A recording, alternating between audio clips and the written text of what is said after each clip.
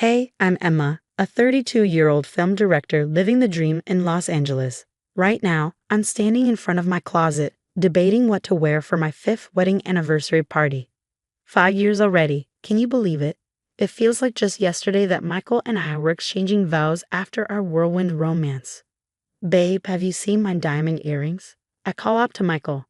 Check the top drawer where you always leave them, he replies, sounding a bit exasperated.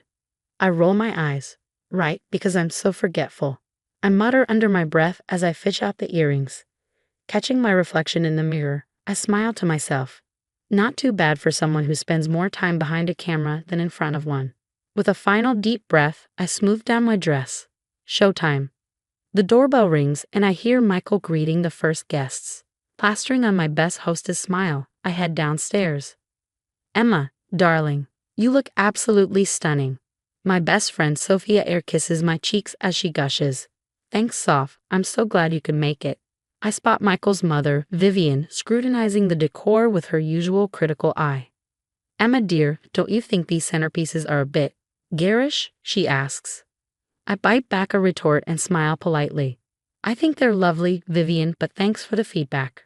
Michael slides up beside me, wrapping an arm around my waist.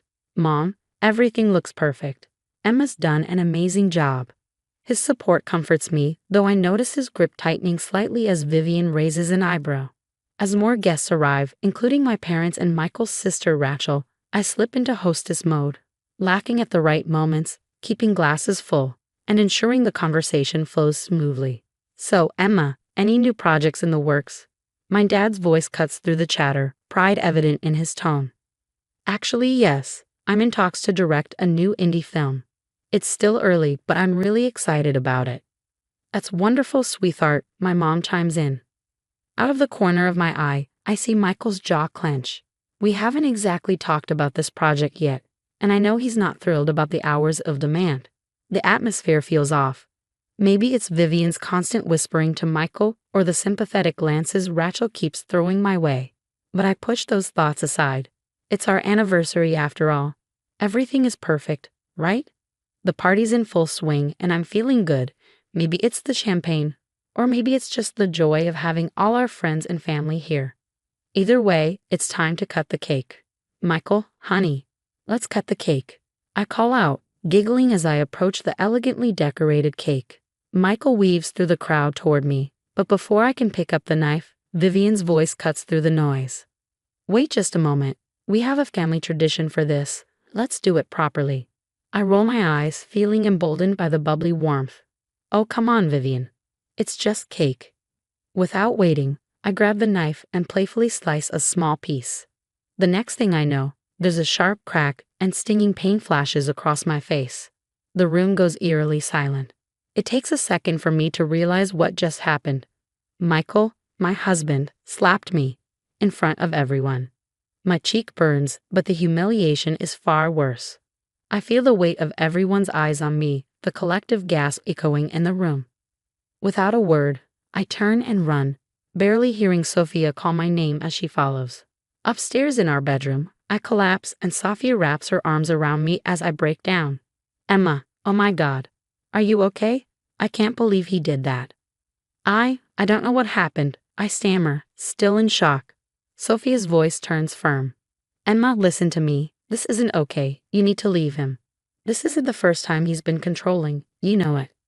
I hear raised voices from downstairs. My dad's fury cuts through the murmur. How dare you put your hands on my daughter? I bury my face in my hands. This can't be happening. It's all a misunderstanding, right? Sophia's phone buzzes. She glances at it, her face hardening. It's a text from Rachel. She says you won't believe this. Vivian's actually praising Michael for what he did. She's recording it. I feel sick. How did everything go so wrong so fast? Emma, Sophia says gently, you don't have to go back down there. We can leave. Right now. But I shake my head. No, I need to fix this. It was just a misunderstanding. Despite Sophia's protests, I reapply my makeup, carefully covering the red mark on my cheek. I force a smile, though it feels like it's cracking at the edges, and head back downstairs. The party is still going, but the atmosphere is thick with tension. I hear whispers, catch sideways glances, but I push through. Everything's fine, I announce, my voice only slightly shaky. Just had a little too much champagne, that's all. I spend the rest of the night in a daze, playing the perfect hostess, laughing at jokes and refilling glasses, all while avoiding Michael's eyes. When the last guest finally leaves, I slip upstairs and collapse into bed, feigning a headache to avoid talking to him. Now I'm lying here, wide awake, replaying not just tonight but the past few years, the times Michael would joke at my expense in front of others. How he always seemed to know where I was and who I was with, and how Vivian was always there, hovering, criticizing, pushing. I roll over, burying my face in the pillow. It was just a mistake, right? He didn't mean it. He loves me, doesn't he? Weeks have passed since the party, and I've thrown myself into work, trying to bury the memory of that night. I've been avoiding calls from Sophia and my parents, making excuses about being too busy with a new project. It's easier than facing the truth. Emma, we need to go over these storyboards. Jack, the new producer, says as he walks into my office. I look up, startled.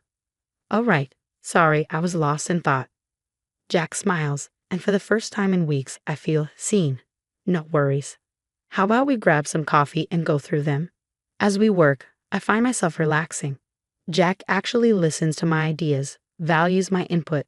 It's refreshing. Then my phone buzzes. Sophia again. I silence it quickly. Everything okay?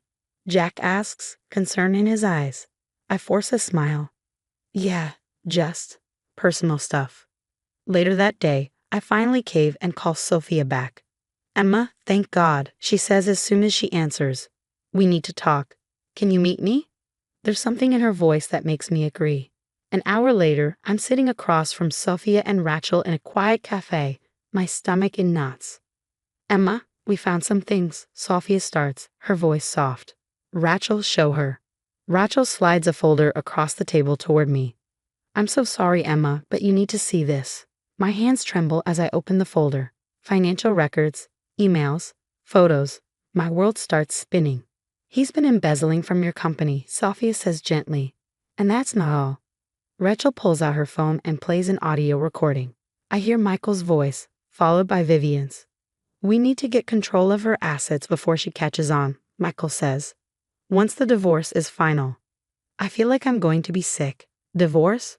But Rachel's face is full of sympathy, and I know there's more. He's been having an affair, she says quietly, with his assistant. The cafe suddenly feels too small, the walls closing in. I stumble out onto the street, Sophia and Rachel right behind me. Emma, breathe, Sophia says, grabbing my shoulders. I know it's a lot, but we're here for you. As the shock begins to wear off, anger rises in its place. How long have you known? I ask, my voice unsteady. We started digging after the party, Rachel admits. I couldn't stand by any longer, not after what he did.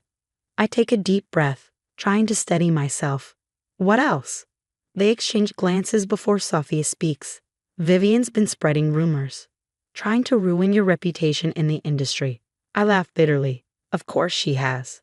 Rachel hesitates, her voice soft. There's something else, Emma. Michael. He's planning to file for divorce. He wants control of everything you've built. I feel like I've been punched in the gut again, but beneath the pain, there's something else, determination. No, I say, my voice firmer than I feel. No, he's not going to take anything from me, not anymore. Sophia squeezes my hand. What do you want to do? I straighten up, meeting their eyes. I want to fight back. I want to protect myself, my career, everything I've worked for, and I want Michael to pay for what he's done. Rachel nods. We're with you, Emma, all the way. As we start to plan our next move, a strange mix of emotions floods through me. Yes, I'm devastated, but I'm also angry. For the first time in a long time, I feel powerful. Michael thinks he can destroy me? Let him try. I'm done being the victim in this story. It's time to write my own ending. For weeks, I've been working nonstop, setting my plan into motion. Late nights with lawyers, secret meetings with my parents, and endless preparation for tonight's gala.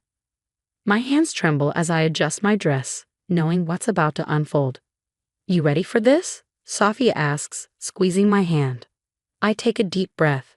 As ready as I'll ever be. We step into the gala, and I spot Michael and Vivian almost immediately. They're working the room, all smiles and charm. If only everyone knew the truth. Emma, darling. Michael calls out, his voice dripping with false sweetness. Come, let me introduce you to the Spielbergs. I plaster on a smile. In a minute, honey. I need to prepare for my announcement. As I make my way toward the stage, I catch Rachel's eye. She gives me a subtle nod. Everything is in place. Ladies and gentlemen, I begin, my voice steady despite the rapid beating of my heart. I'm thrilled to announce my latest project. It's a story about truth, justice, and the masks we wear. I pause, glancing at Michael's smug expression. He thinks this is just another career move. But tonight, it's so much more. Before I tell you about the film, I continue. I'd like to share a different story. My story. The lights dim, and a video begins to play. Gasps ripple through the room as footage of Michael's abuse fills the screen. His face twists in fury as he realizes his private misdeeds are now laid bare for all to see. What is this? He shouts, his voice full of rage. But his outburst is drowned out by Vivian's recorded scheming. The audience watches in shock as financial records flash across the screen, followed by testimonials from former employees.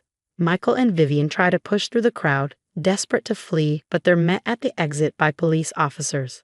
Michael Thompson, you're under arrest for embezzlement and domestic abuse, an officer announces as he cuffs him. Vivian shrieks, you can't do this. Do you know who we are? But her protests fall on deaf ears as they're both led away. The room erupts in chaos. Reporters clamor for statements, industry power players express their shock and support. And through it all, I stand tall, finally free from the weight of secrets and lies. In the days that follow, my phone doesn't stop ringing. Interviews, messages of support, even job offers pour in. But what I cherish most are the quiet moments with Sophia, Rachel, and my parents. I'm so proud of you, sweetheart, my mom says, hugging me tightly. Weeks turn into months, and I throw myself into my new film, surrounded by a crew that respects and supports me. The healing process is slow, but each day, I feel stronger. Cut. That's a wrap on scene 12. I call out, grinning at my team as we break for lunch. My phone buzzes. It's a message from Michael, currently awaiting trial. Another tearful apology, begging for forgiveness. Without hesitation, I delete it. That chapter of my life is closed. Hey Emma, Jack calls out, waving a script. Got a minute to go over these rewrites? I smile, feeling genuinely happy for the first time in years. Absolutely. As we walk together, discussing ideas, I realize something profound. My happily ever after isn't about finding the perfect partner or having a flawless life. It's about being true to myself, surrounded by people who genuinely care. The sun is setting as we finish for the day, and I look around at my crew, my friends, my chosen family. This is where I belong. This is my story, and I'm writing every page. All right, team, I say, clapping my hands. Let's get ready for tomorrow. We've got a movie to make. As we pack up, laughing and chatting, I feel a sense of peace wash over me. The future is bright, and this time, I'm in control. And you know what? I wouldn't have it any other way. The story has come to an end, but now I have a question for you. If you were in Emma's shoes, would you have exposed Michael and Vivian publicly at the gala, or handled the situation privately? Share your thoughts in the comments below. Your experiences and opinions matter, and they could help someone in a similar situation. If you found Emma's journey powerful, don't forget to hit that like button. And for more stories of triumph over adversity, subscribe to our channel. Thanks for watching, and remember, your story isn't over yet.